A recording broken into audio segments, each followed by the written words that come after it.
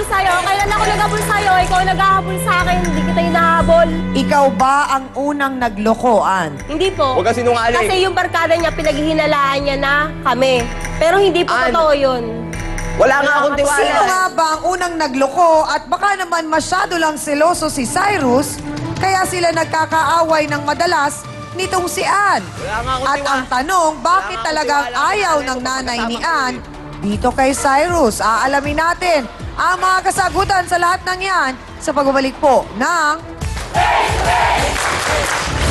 Gano'ng katotoo na tumawag ka kay Cyrus? Di ba nakipagkita ka pa sa akin sa Bautista? Nakipagkita ako sa'yo kasi nga manghihingi ako ng pambili ng gatas ng anak mo. Ah, wow! Nakipagkita ka sa akin sa Bautista, umiiyak ka, sabi mo, hiwalay na kami ni Ronald. Nalaman mo na may Ay, asawa rin pala sinungaling si ka, Ronald. sinungaling ka. Wala Anong ka ginawa totoo ko? na natin sinasabi mo. Anong ginawa ko? Niyakap pa rin kita, pati ng Ay, anak mo. niyakap Sabi ko, mo ako, dito na lang kayo sa kailan akin. mo ako Hindi ka pa nasasaktan. May totoong nagmamahal sa'yo, hindi pa iba-ibang lalaki. Pagtalikuran